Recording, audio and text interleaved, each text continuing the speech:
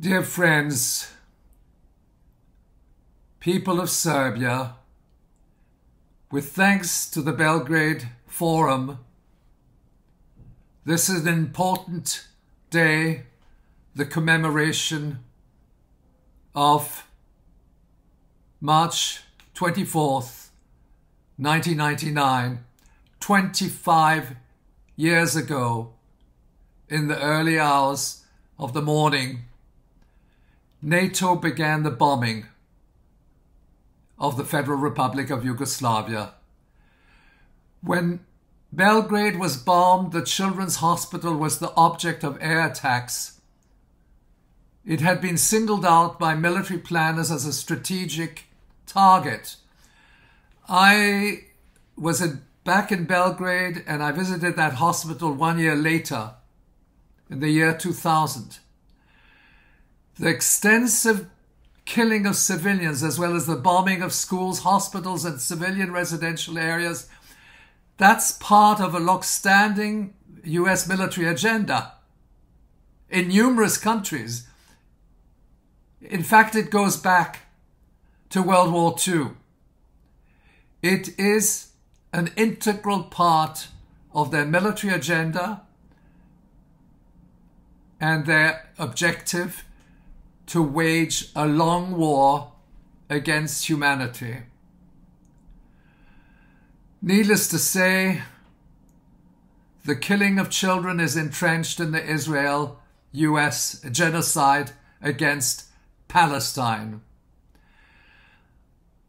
On March 25, 1999, as I remember, that was 25 years ago, I initiated my research on NATO's ruthless bombing of Belgrade and Pristina, which at the time was tagged by the media as a humanitarian operation, responsibility to protect. I should mention that it was also endorsed by many sectors of the European as well as American left, portraying the Kosovo Liberation Army as a means to liberate, so to speak, the population, the Albanian population of Kosovo. In the course of the last 2 months, I have been reflecting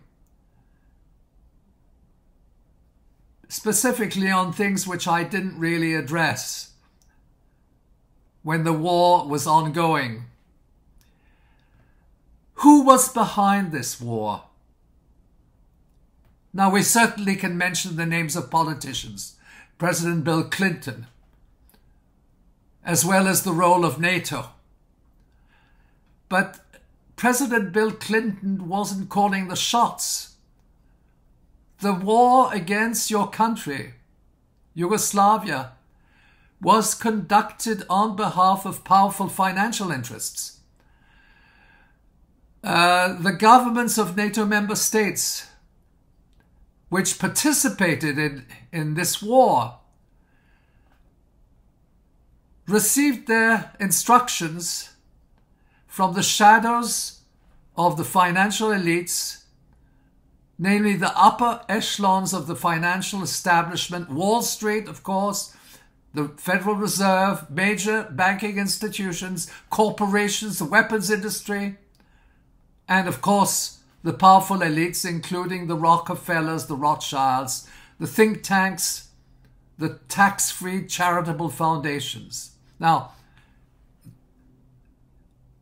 the politicians certainly have blood on their hands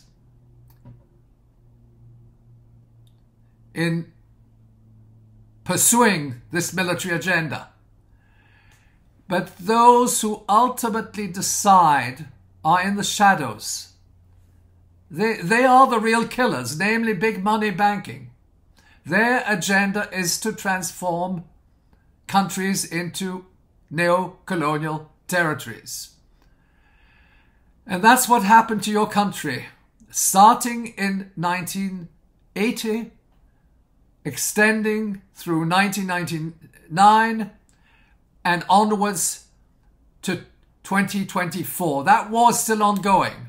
And the first stage was essentially economic warfare. In other words, the first decade from 1980 to 1999. Let me flash back in history once more. The Federal Republic of Yugoslavia, despite its contradictions, its political contradictions between different ethnic groups, had over a 20-year period, broadly 1960 to 1980, one of the highest growth rates of GDP in Western Europe, with an emphasis placed on the development of infrastructure, heavy industry, manufacturing, mining, agriculture, as well as the building of a welfare state, including social programs, universal health coverage, education, culture. It was a socialist country. It was considered among progressives in the West as a model of success. It was described as market socialism.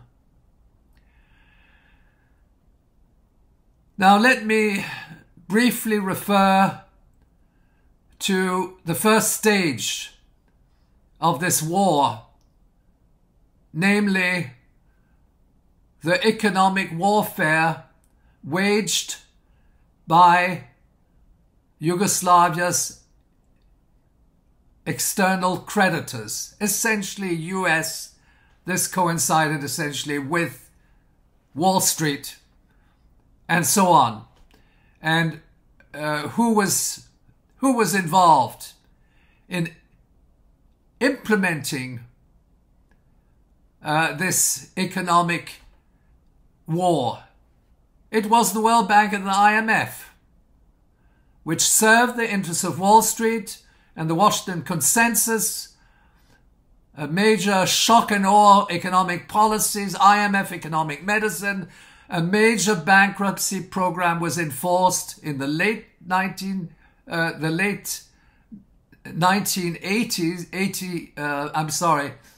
late 1980s.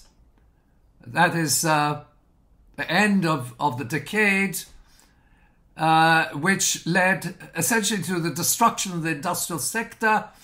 It was an engineered bankruptcy program. I discovered it actually in a document which was handed to me. It was an internal document of the World Bank, and it describes in detail how they manipulated the legal system and so on, and they essentially triggered, it was called a trigger mechanism, they triggered the bankruptcy of the industrial sector. Now, this was then followed by the collapse of the fiscal structure and transfers from Belgrade to the republics, and immediately the central government, Belgrade, was forced to repay their creditors, and conditionalities were imposed. We know the menu of these policies of structural adjustment, but they were done within the framework of a broader war. And it commenced, the broader war in effect commenced, largely commenced in the second decade from the early 90s up to 1999, with the building of divisions within the federation, not to mention, in fact, the intelligence operations, which also operated in the shadows, and the fact that the CIA and Germany's Bundesnachrichtendienst, the BND, were put in charge of fomenting these terrorist operations, specifically supportive of the KLA, but also terrorist operations in Bosnia-Herzegovina and in Croatia. Now, let me look at some of the key personalities in this process. Most people, of course, are familiar with General Michael Jackson. He's British. Not to be confused with the pop singer Michael Jackson. General Michael Jackson was singled out to become the head of NATO's Kosovo force, KFOR. In other words, this happened somewhat later. It was in 1999, but prior to that, he was involved with Ajim Čeko and Hashim Čeko in Croatia and Bosnia, and then Hashim Tashi, who is the head of the KLA. Essentially, these are people who are paid killers. There was also military industrial. There was a group of mercenaries which were also collaborating with Michael Jackson. And the question we should ask: who is Michael Jackson, the general? Well, I'll tell you who he is. He is a criminal. This is from the Irish perspective. I happen to be a citizen of the Republic of Ireland, despite my awkward Russian name. But Jackson is a criminal without a criminal record. As a young captain in the early 70s, more precisely in 1972, he led the massacre of a peaceful protest in Derry, Northern Ireland, against the British government, for which he was rewarded. He ordered the killings. Okay? He ordered the massacre. He was rewarded by Her Majesty's government. And where did he go? He landed up in Croatia, Bosnia, Kosovo at an earlier stage, and that is where he also interfaced with various operations. I won't go into them. Everybody knows what happened with in Croatia during that period, but he was working hand in glove with Ajim Čeko and Hashim Tashi. And as I mentioned earlier, they are paid killers. They don't decide anything. They're terrorists. And they're instruments. Okay? Now, the question we have to look at, and which I think is absolutely fundamental, is the historical evolution of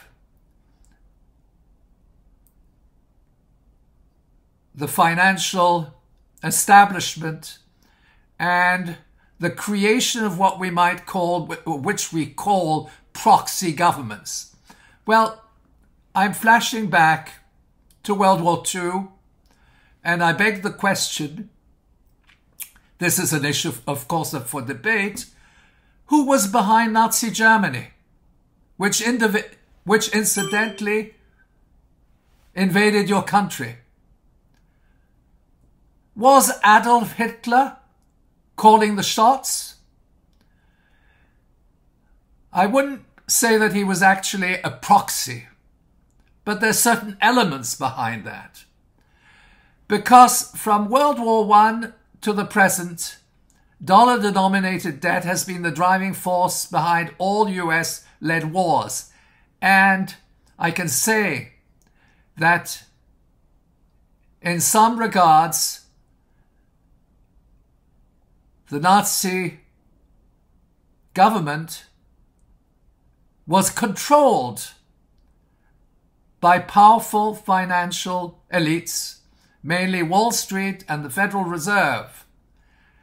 And these are the same Wall Street creditors which were behind every single war, in fact, including the war against Yugoslavia from the early 1980s to onwards. The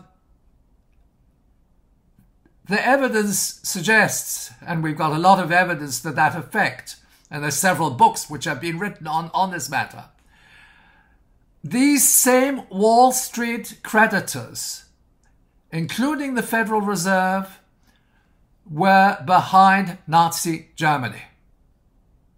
In fact, even the Bush family was behind Nazi Germany. Preston Bush. They financed Operation Barbarossa and the invasion of the Soviet Union in June 1941.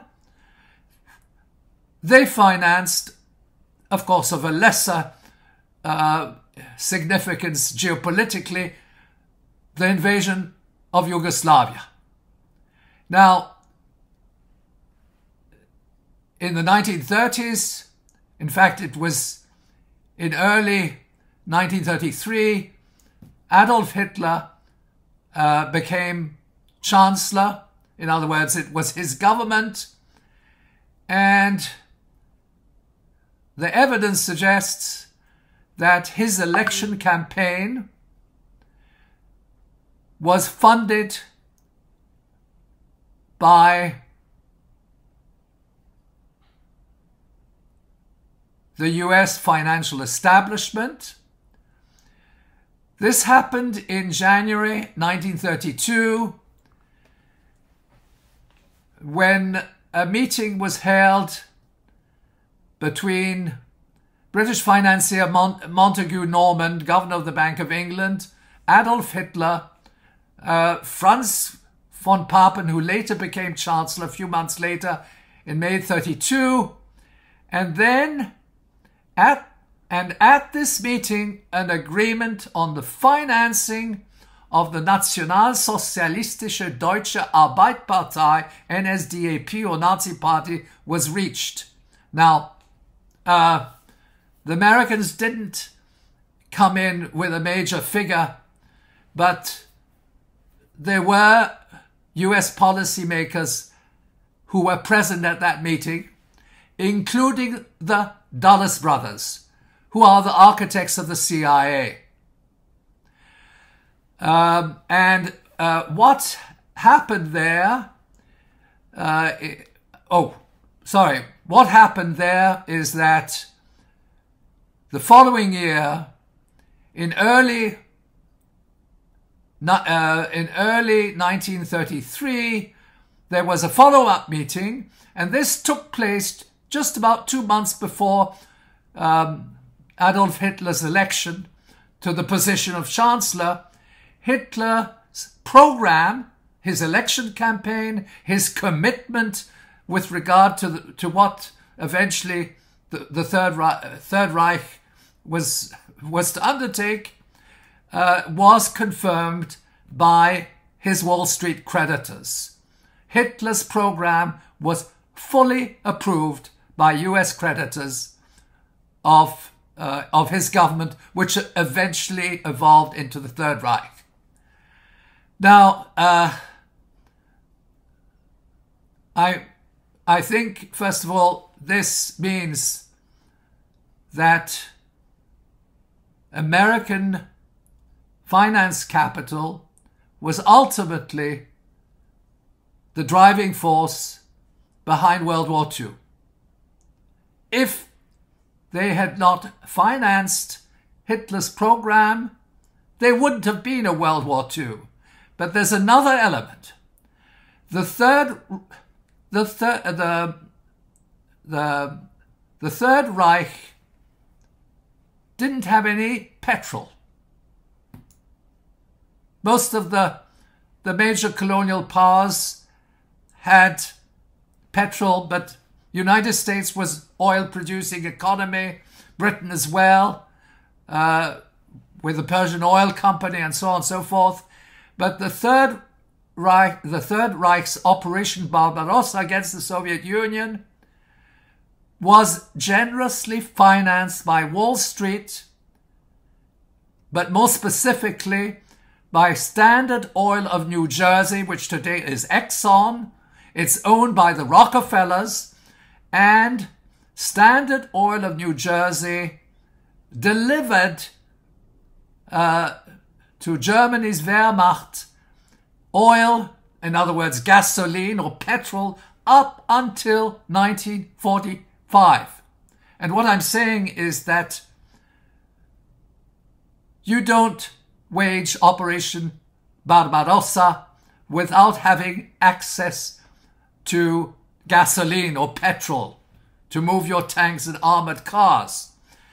This has been the object of extensive research by Jacques Pauwels, who's a Canadian of Belgian origin, but it's well established that Standard Oil was in fact trading with the enemy, and the Roosevelt administration closed its eyes because there's legislation. They were selling oil to Nazi Germany through the intermediation of so-called neutral countries such as Venezuela and Argentina. But I can say with certitude that without US supply of oil, Nazi Germany, instrumented by Standard Oil of New Jersey, the Third Reich would not have been able to even commence the invasion of the Soviet Union. And I should conclude with the following. Wall Street was behind the conduct of World War II. Wall Street, the same Wall Street, power entities were behind the war against the people of Serbia and the people of Yugoslavia. And I should mention that the Nazi war against Yugoslavia resulted in 1.7 million deaths of Yugoslavia. In terms of percentage, it's something of the order of 11%. And from a historical standpoint, there's a relationship between the invasion and occupation of Yugoslavia by the Third Reich and the present-day war, which commenced in the 1980s and which is extending up to 99 and beyond, because that war is not over. And that war, in effect, is part of a much broader war, which is now unfolding at the level of the entire planet.